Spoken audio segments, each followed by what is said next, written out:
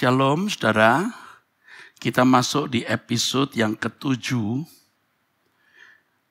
Anda bertanya, Alkitab menjawab. Pertanyaan pertama di episode ke-7. Saya, Lulu, umur 16 tahun. Mohon jawaban, apakah masih diizinkan? Apakah kremasi masih diizinkan bagi orang Kristen? God bless Pak Eras. Saya jawab singkat ya saudara. Nanti lain waktu saya akan beri ceramah khusus mengenai kremasi. Sekarang saya jawab singkat. Boleh. Tidak masalah. Ya. Tetapi kalau gereja saudara memang melarang kremasi, saudara harus tunduk kepada anggaran dasar, anggaran rumah tangga gereja saudara. Demi kerukunan bersama. Tetapi kalau saya menyatakan berpendapat tidak masalah kremasi, ya, tidak masalah. Kalau saudara menegakkan kebenaran, tentu saudara juga tidak perlu mempertimbangkan perasaan manusia. Terima kasih.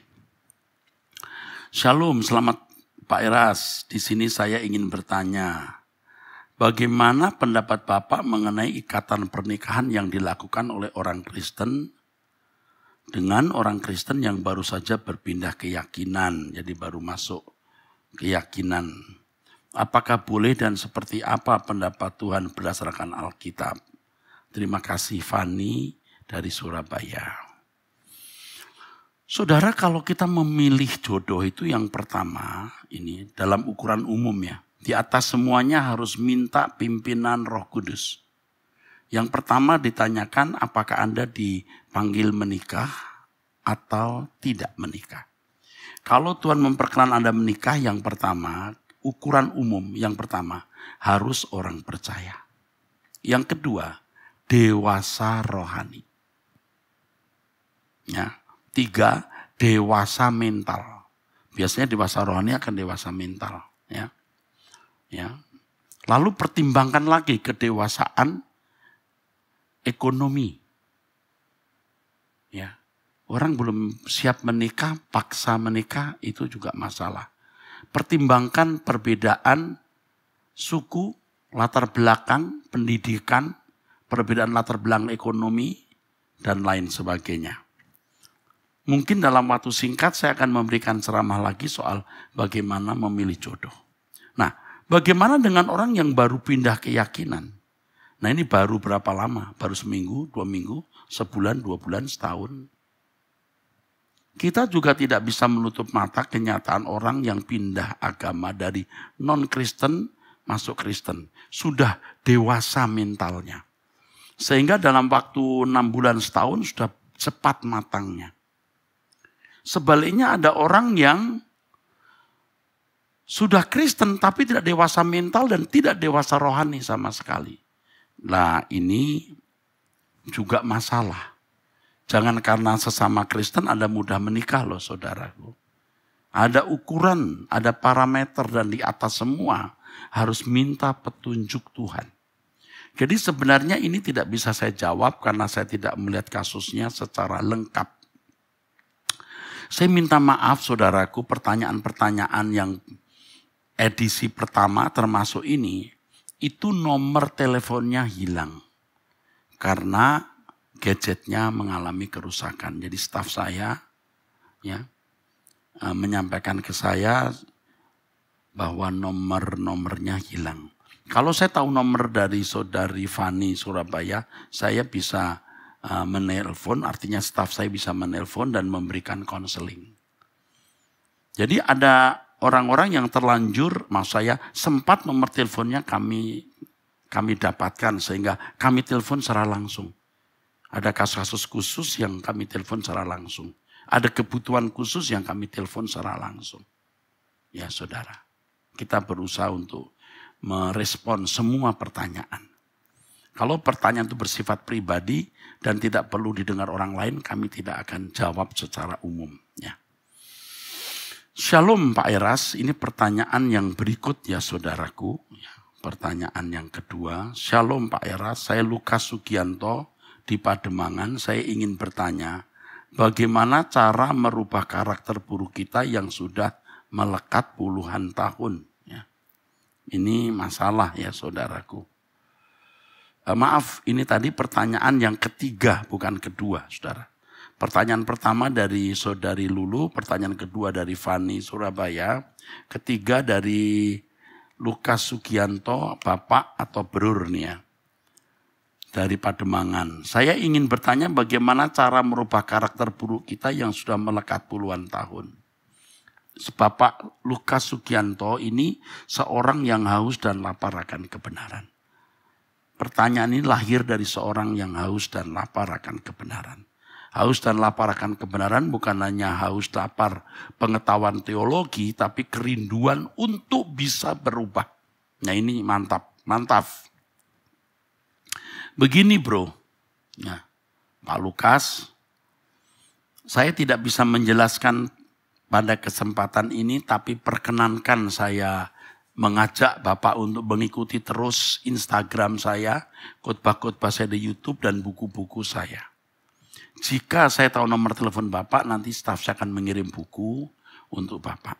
Ya, karena nomor telepon Bapak tidak saya ketahui karena yang tadi saya katakan kerusakan gadget itu, sehingga saya tidak bisa merespon. Karena pertanyaan Bapak tidak bisa jawab dalam 1-2 kalimat atau tidak cukup dengan 1 jam. Tetapi berjuanglah dari, yang pertama berjuanglah dari apa yang saudara pandang salah, jangan lakukan. Kedua, dengarkan khotbah saya, baca buku saya yang saya kemukakan lewat Instagram, YouTube. 3, jangan bergaul dengan orang yang tidak takut akan Allah. Ya. Jangan bergaul. Berteman boleh, bersahabat jangan. Say hello oke. Kita memang harus bersosialisasi, tapi jangan berbagi hati perasaan. Ya, begitu ya Pak Lukas Sugianto tadi ya. Lalu kemudian beri waktu untuk meditasi. Jam doa minimal 30 menit. Oke? Selebihnya nanti kita akan jawab ya lewat apa yang saya kemukakan. Setiap jawaban-jawaban di episode ini, di episode Anda bertanya Alkitab menjawab, Anda akan mendapatkan banyak nasihat mengenai hal ini. Ya, Tuhan memberkati. Oke. Saya jawab pertanyaan keempat ini sekarang. 4, oke. Halo Om, aku pelajar umur 13 tahun. Oh keren ya, cool ya. Umur 13 tahun ini. Senang kalau mendengar atau tahu ada anak seumur ini sudah peduli dengan hal-hal rohani. Aku mau menyukakan hati Tuhan dan mau serius mempersiapkan diri untuk pulang. Wis, keren ini. Untuk pulang. Pulang ke surga. Seperti yang Om Eras sering khotbahkan. Keren nak.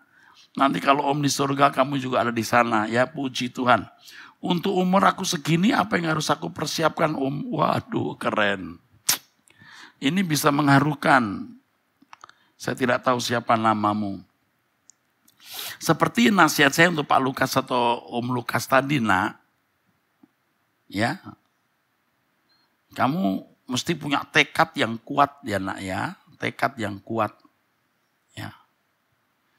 Harus tekad yang kuat. Tekadmu tidak boleh jadi kendor. Untuk itu kamu jangan bergaul dengan teman-temanmu yang tidak takut akan Allah. Berteman sekilas boleh, bersahabat dekat jangan. Jaga jarak benar-benar, pilih teman itu. Lalu ikuti khotbah Om Eras. Khotbah Om Eras, kamu ikuti YouTube, buku, kamu ikuti. Ya. Nanti kamu jadi sakti nak, dalam tanda kutip sakti, bukan sakti secara mistik, tapi kamu punya kekuatan untuk bisa melawan pengaruh jahat dunia sekitarmu. Ya. Kamu punya kesempatan berdoa. Beri kesempatan untuk berdoa minimal 30 menit, untuk kamu mungkin 15 menit.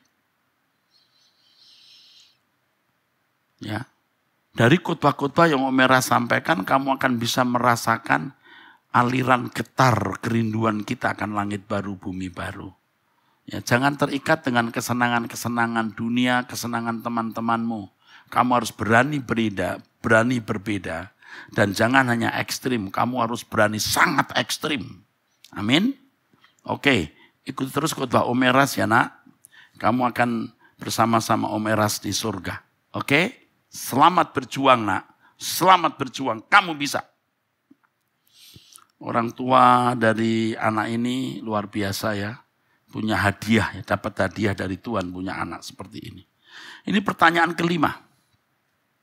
Selamat siang, ini waktu itu mungkin mengirimnya siang. Pak Erastus, saya Manahan Sitanggang di Cawang. Mau tanya di luar, saya mau tanya. Dalam Matius 20 ayat 1 sampai 16 tentang perumpamaan orang upahan di kebun anggur. Mengapa pekerja atau orang upahan mendapat upah yang sama sebesar 1 dinar? Sebesar 1 dinar. Padahal mereka bekerja dengan waktu yang berbeda. Ya. Ada dari jam 9, ada dari jam 12, jam 3, dan yang sore. Ya. Ada yang sejak pagi, siang, sore, dan malam. Sudah mendekati malam. Rasanya seperti tidak adil. Dan si pemberi kerja merasa murah hati. Demikian Pak, terima kasih untuk perhatian dan jawabannya.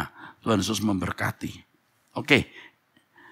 Pak Sitanggang, Lae Manahan Sitanggang, waduh puji Tuhan ya, Horas. Kalau kita melihat atau memperhatikan perumpamaan, kita harus melihat konteks berita utama atau main message di dalam perumpamaan itu. Tidak mungkin Tuhan memberikan upah yang sama kepada orang. Tidak mungkin. Tetapi di perumpamaan ini Tuhan sedang berbicara mengenai motif melayani Tuhan. Motif melayani Tuhan. Ketika Tuhan bicara mengenai motif melayani Tuhan, Tuhan mau mengajarkan bahwa kalau seseorang benar-benar melayani Tuhan tanpa pamrih, artinya sungguh-sungguh melayani karena pengabdian, maka dia tidak akan memperhitungkan upah. Untuk mengerti ini kita harus melihat Matius pasal 19, pasal sebelumnya. Itu bicara mengenai upah mengikut Yesus. Matius 19 ayat 27 sampai 30 Tuhan berkata, ya, kamu yang telah mengikut aku akan duduk juga di atas 12 tata untuk menghakimi ke-12 suku Israel dan seterusnya. Setiap orang yang meninggalkan rumahnya, saudaranya dan semua orang yang dikasihnya akan memperoleh hidup kekal dan menerima kembali 100 kali lipat. Nah, ini bicara soal upah. Dan Tuhan mau menunjukkan bahwa kalau kita melayani Tuhan dengan sungguh-sungguh, kita tidak melihat upah. Setiap pengabdian pasti mendapat upah. Tapi bukan karena upah itu kita mengabdi. Jadi perumpamaan mengenai 1 dinar hendak mengajarkan kepada kita. Kalau kita melayani jangan karena upah. Terserah dia mau beri upah nanti berapa. Dan terserah dia memberi upah berapa kepada orang lain. Bukan urusan kita. Yang penting kita mengabdi kepadanya. Mantap? Mantap. Yang keenam. Selama mengikuti seminar. Kenapa ya Pak? Kok saya terus-terusan mengeluarkan air mata ya? Ini seminar yang saya sampaikan. Apakah saya banyak dosanya sehingga Roh Kudus seperti bicara di dalam diri saya? Makasih atas share-nya. Chris dari Salatiga. Oh ini pasti ikut seminar kemarin yang melalui live streaming. Mengeluarkan air mata bisa karena Roh Kudus tegur. Menegur dosa-dosa kita. Bisa, bukan tidak, mungkin bisa. Atau kita mengalami hadirat Allah dalam hidup kita. Bisa. Ya. Atau kita takjub terhadap kebenaran firman. Bisa. Bisa banyak kausalitasnya atau penyebabnya. Tentu saya tidak tahu kenapa, tapi ini positif. Ini pertanyaan yang ke-6 ya. Ini ke-6 ya. Tentu saudara ini yang bertanya ini yang nanti persoalkan dengan Tuhan ya. Tapi ini positif. Anda orang baik. Puji Tuhan. Kita masuk ke pertanyaan yang ke-7. Puji Tuhan. Bagaimana merealisasikan hidup yang sangat ekstrim sebagai pengikut Kristus dengan melihat dunia yang semakin fasik? Terima kasih Pak Eras, we love you from Semarang. Ini banyak orang Semarang yang tanya ya, puji Tuhan. Begini saudara. Dunia kita ini memang sudah makin fasik. Dengan dunia seperti ini maka terjadi pemisahan. Sering orang masih bicara mengenai penuaian. Oh ini kita menuai besar. Masa penuaian ini sudah akan makin berakhir. Yang kita hadapi ke depan itu masa penampian, saudara. Dengan teknologi komunikasi dan transportasi yang maju, Injil sudah makin menyebar ke ujung bumi. Ya, bisa hampir selesai ini. Akselerasi atau percepatan pemberitaan Injil luar biasa. Jika masa penampian makin di ujungnya atau makin usai, itu diganti masa penampian. Setelah dituai, betul, ditampi. Nah inilah masa penampian. Saya juga tidak tahu mengapa orang masih saja bicara soal penuaian. Memang ada tempat-tempat yang masih dalam suasana penuaian. Tapi secara umum ini sudah mulai masuk masa penampian. Dunia yang jahat ini menampi. Maka terjadi pemisahan. Masa separasi, pemisahan. Yang jahat tambah jahat atau berlaku jahat. Yang fasik berlaku fasik. Yang kudus berlaku kudus. Ini masanya. Ini masanya saudaraku. Nah kalau kita menghadapi dunia ini tidak sangat ekstrim. Pasti terbawa. Pasti terbawa. Maka Tuhan berkata, aku tidak ingin kamu suam-suam. Kalau panas, panas sekalian. Kalau dingin, dingin sekalian. Tuhan mengendaki kita betul-betul dalam situasi yang benar, bersikap benar di hadapan Tuhan. Ya, jangan kerajinanmu kendor. Ya, ibarat percepatan kendaraan kita harus sudah ngegas ini saudara. Tidak boleh 20 km per jam, harus sudah 140 km. Kalau tidak ketinggalan kita. Kita harus benar-benar memiliki integritas yang tinggi. Kalau tidak punya integritas yang tinggi, kita terbawa. Makanya Tuhan Yesus berkata, jika anak manusia datang, apakah dia mendapati iman di bumi? Ini sebuah peringatan. Ada semacam kecemasan atau kekhawatiran. Ada semacam keraguan apakah nanti kalau Yesus datang ada orang memiliki iman? Bukan iman eca-eca abal-abal yang sekarang banyak orang Kristen miliki. Yang penting percaya Yesus sebagai Tuhan dan Juru Selamat. Oh bukan. Iman di sini artinya penurutan terhadap kehendak Allah. Seperti yang tadi saya kemukakan. Orang yang sungguh-sungguh beriman itu makin seperti Yesus. Nah sekarang dunia sudah begitu jahat. Banyak orang lebih di-cloning. Ya. Dibentuk, di-mold oleh dunia. Daripada di-cloning, di-mold oleh Kristus. Lebih banyak orang berkata hidupku bukan aku lagi tapi dunia yang ada di dalamku. Ada gambaran dunia dengan segala selera dan cita-cita serta cita rasanya. Tetapi sedikit sekali orang yang berkata hidupku bukan aku lagi tapi Kristus yang hidup di dalam aku. Kita harus militan, sangat ekstrim baru kita bisa masuk. Ya, puji Tuhan.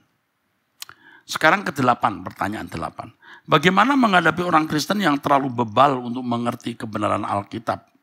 Sudah tidak minat untuk mengerti firman, apalagi berubah. Bolehkah kita bersikap cuek dalam arti stop untuk bicara firman dengan orang seperti itu, yang hanya menunjukkan perilaku yang sesuai Yesus saja, artinya, jadi begini, apakah aku stop bicara firman dengan orang seperti itu, tetapi hanya menunjukkan perilaku sesuai Yesus, tetapi di sisi lain kita kepikiran keselamatan, bagaimana ya? Saudara, kita itu memiliki bagian yang harus kita penuhi. Kita memiliki bagian yang harus kita penuhi. Ya. Kita memiliki bagian yang harus kita penuhi. Tapi ada bagian yang bukan, ada wilayah yang bukan bagian kita. Nah, wilayah kita adalah yang pasti yang pertama, menjadi saksi. Yang pertama kita harus menunjukkan kehidupan kita sebagai anak Allah. Ya, itu yang pasti. Karena itu sudah mutlak harus kita lakukan, saudara. Mutlak harus kita lakukan. Harus. Tidak bisa tidak. Tapi bagaimana caranya kita menjangkau orang di sekitar kita? Kita harus berjalan dengan Roh Kudus. Banyak bicara justru membuat orang muak dan mungkin tidak lagi bisa diselamatkan. Banyak bicara malah kontraproduktif. Kita menunjukkan sikap seperti Yesus itu yang pertama. Tapi jangan dibuat-buat. Semua harus natural, alamiah. Jangan show off. Jangan menunjukkan diri begitu rupa untuk show. Jangan, saudara. Ya, ini penting untuk saudara-saudara pahami ya. Jangan show gitu, saudara. Ya. Tetapi kalau Tuhan nanti gerakkan saudara berbicara, ya berbicaralah. Berbicaralah. Nah ini semua harus di dalam pimpinan Roh Kudus. Puji Tuhan ya. Terima kasih. Selamat menjadi saksi dan senang bertemu dengan saudara yang memiliki beban ini. Ya. Biar beban saudara makin dalam, makin tulus dan Roh Kudus pimpin saudara. Puji Tuhan. Oke. Ini ada pertanyaan saudaraku ya. Pertanyaan yang ke-9 ya. Oke. Saya sudah mengikuti Bapak dari tahun 2005 sampai saat ini. Saya merasa sangat terberkati. Saya istri dan ibu bukan orang percaya. Istri dari orang yang bukan orang percaya. Mungkin begini maksudnya. Kesukaan dan kerinduan saya bisa mendengarkan khotbah Bapak dan bisa melekat di dalam Tuhan seperti saat teduh yang Bapak ajarkan kepada kami. Tetapi masalahnya saya tidak bisa menyiapkan waktu dengan pasti untuk duduk diam bersamanya. Pasti waktu dan kesempatan yang paksa ada. Jadi pada waktu, pasti waktu dan kesempatan yang paksakan ada. Ya. Mungkin maksudnya adalah tidak ada waktu khusus untuk itu, tapi kalau dipaksakan ya mungkin ada. Tapi tidak ada waktu di tempat, tidak selalu waktu tertentu. Dengan sembunyi-sembunyi ya, diam-diam. Pada saat pandemi seperti ini saya mengucap syukur saya bisa mengikuti setiap program Bapak. Walaupun pasti dengan waktu yang tidak pas dengan siaran berlangsung. Ya bisa ikut siaran tunda saudara. Sering saya sedih dan menangis Pak. Saya umur saya begini belum mempunyai kemerdekaan untuk beribadah. Saya sengaja baca ini mungkin ada orang yang punya kasus sama saudara ya. Saya bukan lagi orang yang sehat, saya mengkonsumsi obat darah tinggi. Oh ini ya. Ini kemarin saya sudah sempat perhatikan ini. Saya akan coba nanti cari nomor teleponnya untuk menjawab, merespon kekasih ini, ibu ini. Nanti akan saya jawab ya. Baik Bu, saya akan jawab nanti saya akan responi di lain kesempatan ya. Tapi percayalah bahwa Tuhan tidak pernah memberi kita pencobaan melampaui kekuatan kita. Yang kedua, pasti ada ujungnya. Pasti ada akhirnya. Oke? Dan memberkati. Sekarang yang berikut saudaraku. Salam Pak Eras, mohon penjelasan Bapak. berkesan untuk jadi manusia berkodrat ilahi, kita harus hidup sederhana, bahkan cenderung yang nikmat berkat Tuhan secara berlebihan. Oh, mengenai ini ya, hidup sederhana dan tidak sederhana, ini sudah saya sampaikan berulang-ulang. Ini saya harus jelaskan lagi, baik ya kalau mau ya. Saudara, ingat bahwa kesederhanaan itu berangkat dari hati. Saya mau tegaskan kalau seseorang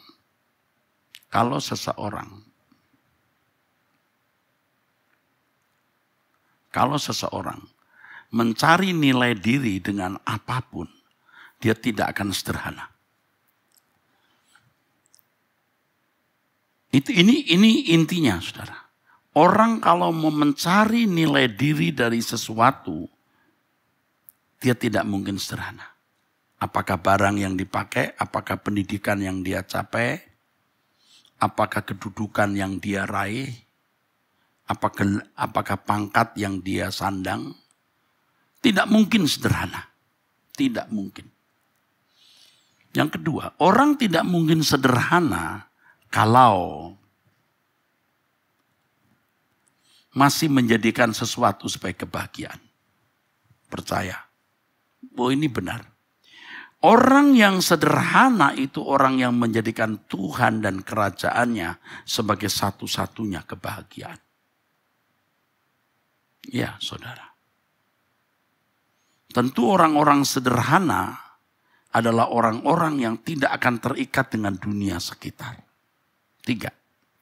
Tidak mungkin orang sederhana kalau dia masih menyimpan dendam kebencian kepada orang lain. Nah, ini penting sekali, saudara. Jadi kalau saudara suatu kali harus menghadapi orang yang membenci saudara, berusaha mendatangkan kehancuran untuk hidup dan karir saudara, itu kesempatan besar untuk belajar sederhana. Di mana kita tidak membela diri. Bahkan kadang-kadang kita juga tidak perlu menjelaskan sebagai bantahan. Kecuali memang ada suatu saat Tuhan memberi kesempatan kita memberi bantahan yang kita menjelaskan. Tetapi kita hendaknya tidak perlu, saudara, memberi bantahan-bantahan terhadap mereka. Tidak perlu. Sama sekali kita tidak perlu. Jadi kita diam, dengan demikian kita belajar, saudara, untuk tidak membela diri. Orang yang difitnah, dibully, itu namanya dijatuhkan. Saudara pasti mengalami itu di pekerjaan, di kampus, di tempat di mana saudara bekerja, pasti menghadapi hal-hal seperti ini. Dalam pergaulan dan dalam keluarga besar. Sementara waktu kita harus memendam perasaan sakit. Tapi kita belajar untuk mengampuni. Dan kita bisa menyatakan pengampunan itu atau melepaskan pengampunan itu di hadapan Tuhan dengan cara mendoakan mereka yang membenci kita. Supaya mereka tidak dihukum Tuhan. Dengan tulus, supaya mereka tidak masuk neraka. Wah, tapi kita rugi, Pak. Nama kita rusak, kita jadi hancur. Enggak. Kalau memang harus hancur menurut kehendak Tuhan, terima. Tapi biasanya tidak. Bahkan saya pastikan tidak. Ya, paling tidak kita akan dimuliakan di kerajaan surga nanti. Orang yang tidak membela diri ya, untuk nama baiknya bisa dijaga, itu orang sederhana. Orang yang tidak mau ya, namanya dirusak, itu orang yang tidak mungkin sederhana. Ya. Jadi saudaraku, jangan mencari nilai diri dengan apapun. Jangan menjadikan sesuatu sebagai kebahagiaan kecuali Tuhan dan kerajaannya. Dan jangan takut nama saudara menjadi rusak. Jangan takut saudara tidak terhormat. Saudara bisa menjadi orang sederhana. Oke? Senang sekali saya bisa memberikan jawaban-jawaban ini dan sharingnya. Dan kiranya apa yang saya sampaikan ini memberkati saudara-saudara sekalian. Ya. Sampai jumpa di episode berikut ya. Tuhan memberkati. Sola Gracia.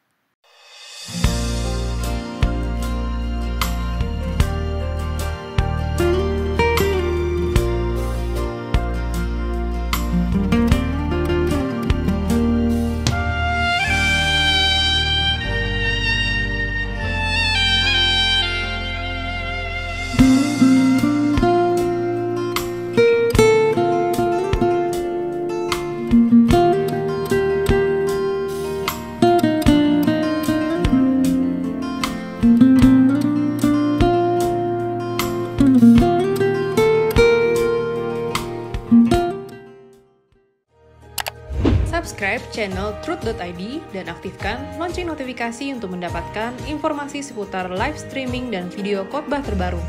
Posisi tombol subscribe berada di kanan atas channel kami dan jangan lupa nyalakan loncengnya.